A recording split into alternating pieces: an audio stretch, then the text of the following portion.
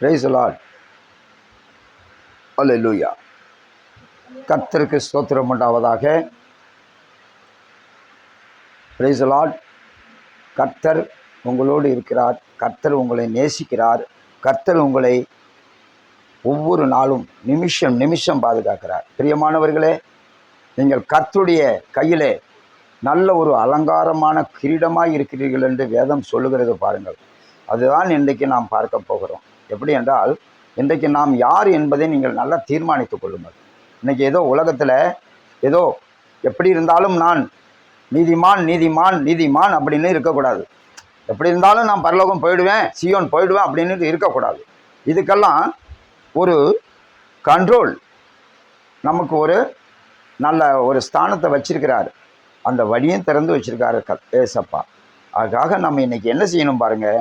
இன்றைக்கி நம்ம அவரோடு நாம் இணைய வேண்டும், அவரோடு நாம் ஒப்புரவ வேண்டும், அவரோடு நாம் ஒருமனமாக இருக்க வேண்டும். அப்படி இருந்தால்தான் கர்த்தர் நம்மளை எப்படியெல்லாம் ஆசீர்வதிக்கிறார் பாருங்கள். தன்யவாத். இப்படியாக நான் உங்களுக்கு சொல்லுகிறேன். சங்கீதம் 92ஆம் அதிகாரம் 12-13 என்ன சொல்லுகிறது பாருங்கள்.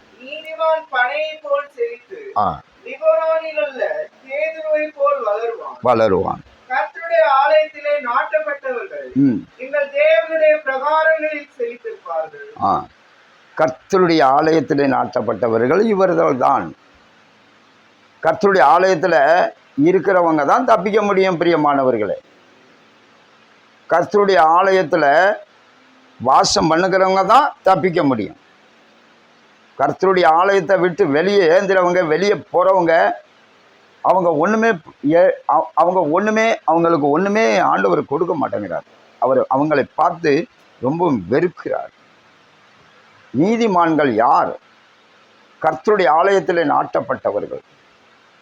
அவர்கள் செழிப்பார்கள், வளருவார்கள். அவங்களுடைய கோத்திரம் தலைமுறை தலைமுறை வளர்ந்து கொண்டே இருக்கும். அவர்கள் தேவனோடு இணைந்திருக்கிறார்கள். அவருக்கு தேவனுக்கு பயப்படுகிறார்கள். தேவனுக்கு பயப்படும்போது அவர்களுக்கு என்ன கிடைக்குதுன்னா, அவங்களுக்கு முதல் ஸ்தானத்தை வச்சு, நம்ம என் பிள்ளை என் வார்த்தை கேட்க மாட்டேங்குதே, என் பிள்ளையை என் வார்த்தை கீழ்ப்படிய மாட்டேங்குதே, அப்படியெல்லாம் நீங்கள் நினைக்கிறீங்க.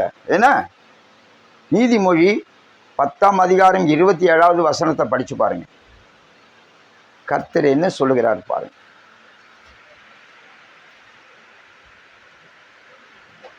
கர்த்தருக்கு பயப்படுதல் ஆயுசு நாட்களை பெருக பண்ணும், துன்மார்க்கனுடைய வருஷங்களோ குறுகி போகும். கர்த்தருடைய ஆயுசு நாட்களை பெறுகிறார்.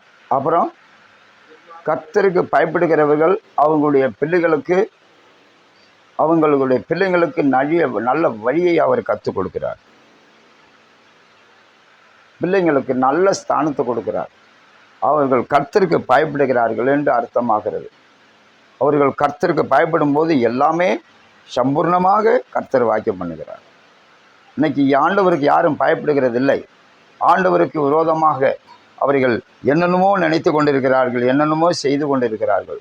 அது இல்லை பிரியமானவர்களே. கர்த்தருக்கு நீங்கள் பயப்படும் போது அவர் எல்லாத்தையும் கூட கொடுக்கிறார். அதான் பைபிள் என்ன சொல்லுது பாருங்கள். 92வது சங்கீதம்னா பார்க்கலாம். 3வது வசனம் பணி.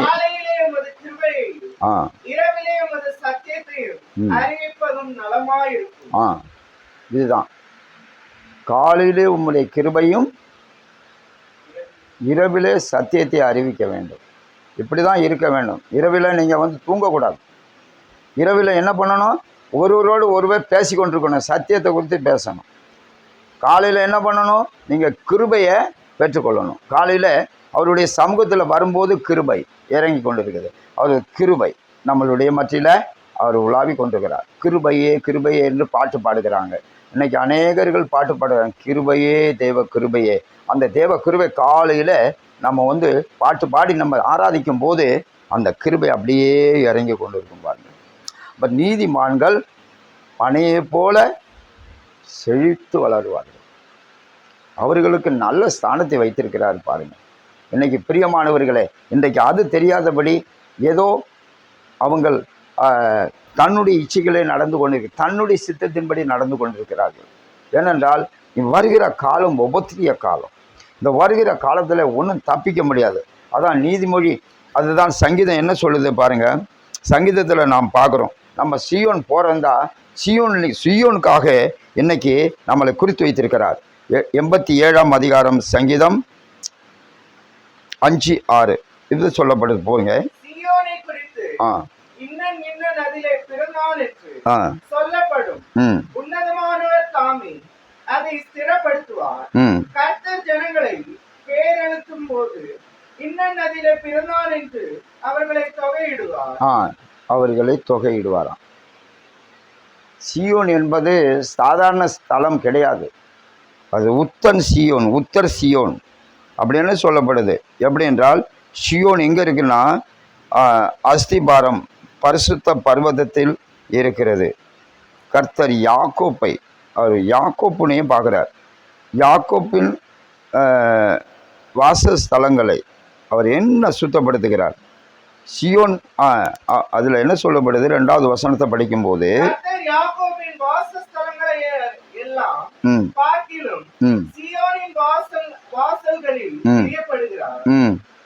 சியோன்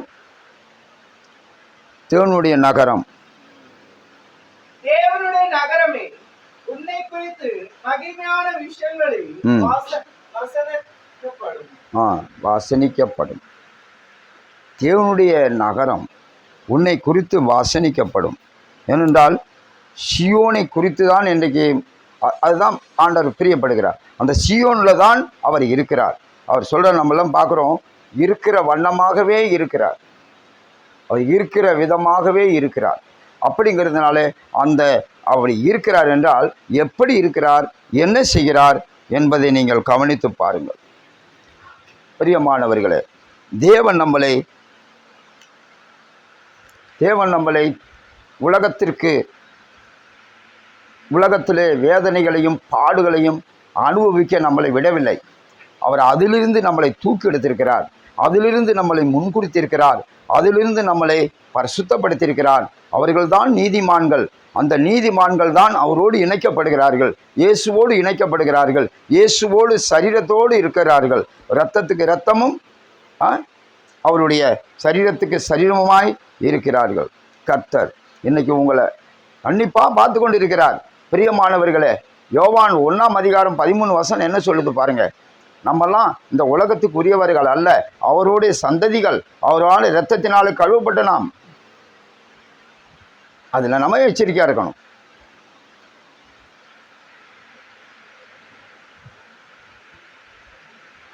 அதுதான் வேதம்.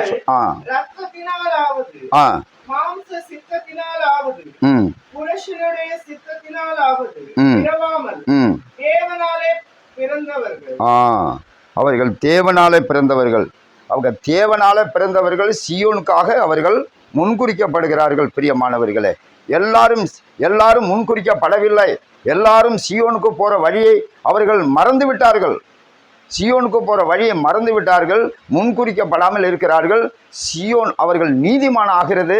நீதிமானா, நான் நீதிமானா அப்படி என்று அவர்கள் ஒன்றும் தெரியாமல் ஸ்தானம் எடுத்துட்டாங்கன்னா, ஞானஸ்தானம் எடுத்துட்டாங்கன்னா எப்படினாலும் வாழ்ந்துடலாம், எப்படியாச்சும் இருக்கலாம். இயேசு என்னை அழைத்து கொள்வார், இயேசு என்னோடு இருக்கிறார், இயேசு என்னோடு பேசுகிறார். அதெல்லாம் பிரியமானவர்களே, அவர் நம்ம இயேசு பாவத்திலே வாசம் பண்ண மாட்டார், அநியாயத்தோடு ஒப்புரவாக இருக்க மாட்டார், பலவிதமான பிரச்சனைகளிலே இருக்க மாட்டார், அசுத்தத்திலே அவர் இருக்க மாட்டார். அதிலிருந்து அவர் தப்பித்து கொள்ள நம்மளை, நான் பரிசுத்தராக இருக்கிறது போல நீங்களும் பரிசுத்தமாக இருங்கள்னு தான் சொல்லுகிறார். பிரியமானவர்களே, அதன்படியாக நாம் இருக்க வேண்டும். அப்படியே இருக்கும்போது தான் நம்மளுக்கு இந்த சியோன் முதலிடமாக இருக்கிறது. அந்த இடத்துக்கு நாம் போகிறோம். இயேசுனுடைய வருகை சீக்கிரமாக இருக்கிறது. ஏனென்றால் நான் திருடனை போல வருவேன் அப்படின்னு சொல்லுகிறார். அந்த ஸ்தானத்தில் நாம் இருக்கும்போது தான் நம்ம எடுத்துக்கொள்ளப்படுவோம். எப்படினாலும் வாழ்ந்துட்டா நான் என்னை இயேசு எடுத்துக்கொள்வார், முடியவே முடியாத காரியம். எந்த நேரத்திலும் இரவும் பகலும் தியானமாக இருக்கிற மனுஷன் பாக்கியவான். எந்த நேரத்திலும் வருவார். பிரியமானவர்களே, அதற்காக நீங்கள் எச்சரிக்கையாருங்கள். நீதிமான்கள் எப்படியாக இருந்துடலாம், வாழ்ந்துடலாம் அப்படி என்று ஒரு நாளும் நினைக்காதீர்கள். அதிலிருந்து நாம் தப்பித்து கொள்ள வேண்டும். இந்த உலகத்திலே நீதிமான்களை எடுத்துக்கொண்டதுக்கு பிறகு 7 வருஷம் சாத்தானுடைய ராஜ்யம் நடக்க போகுது பாருங்கள். அதிலிருந்து நாம் தப்பிக்க முடியுமா? அதிலிருந்து நாம் இன்றைக்கு அதிலிருந்து நாம் முன்னேற முடியுமா? பரலோகம் போக முடியுமா? முடியாத காரியம். ரொம்ப கஷ்டமான வேதனைகள், பாடுகள், துக்கங்கள், கஷ்டங்கள். தப்பிக்கிறது ரொம்ப கஷ்டம். அதிலிருந்து நாம் தப்பித்து கொள்ள வேண்டும். இப்போ நம்ம பரிசுத்தமாக இருந்தால் பிரியமானவர்களே, ஆண்டவருடைய வருகையில் நாம் எடுத்துக்கொள்ளவும், அவரோடு நாம் ஒப்புரவாகுவோம். அதுதான் நீதிமான்கள். அந்த நீதிமான்களுடைய ஸ்தானத்தில் அவர்கள் எங்கே இருக்கிறார்கள் என்றால், அவர்கள் அதுதான் சொல்லப்படுகிறது 92வது சங்கீதத்தில் 12-13, அவர்கள் வளர்ந்துக்கிட்டே இருப்பார்கள். 12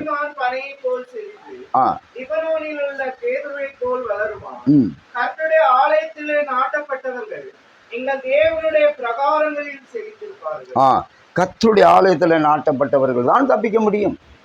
கர்த்தருடைய ஆலயத்தில் இருக்கிறவங்க தான் தப்பிக்க முடியும்.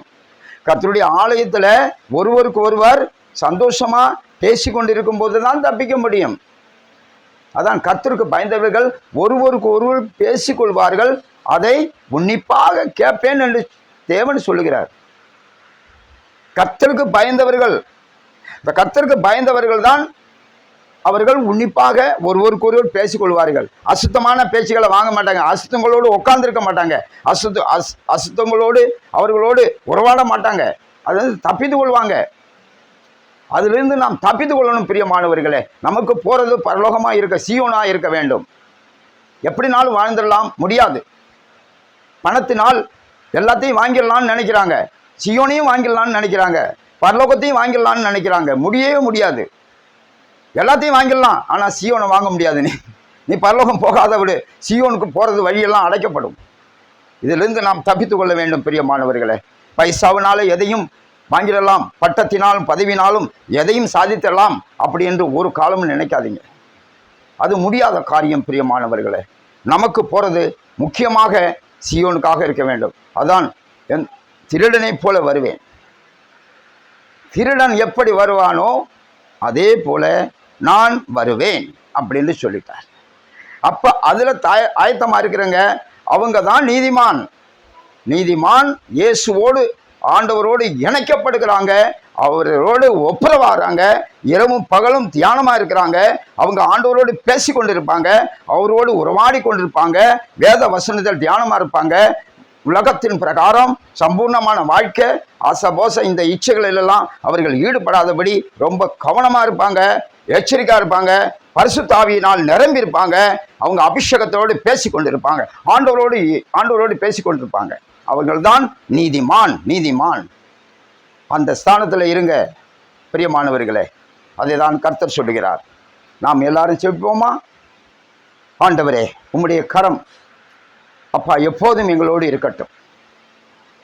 ஆசீர்வதியும், அற்புதங்களை செய்யும், குற்றங்களை எல்லாத்தையும் மன்னித்து நீதிமான்ங்கிற ஸ்தானத்திலே அப்பா உம்முடைய பிள்ளைகள் எல்லாம் ஒன்று சேர்த்துக் கொள்ளும்.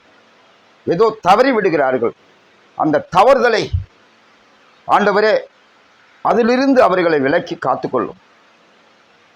அப்பா உம்முடைய கல்வாரி இரத்தத்துக்குள் மறைத்துக்கொள்ளும். கோழி சிறகுள் வைத்த வண்ணமாகவே மறைத்துக்கொள்ளும். உம்முடைய வருகை சீக்கிரமாக இருக்கிறது.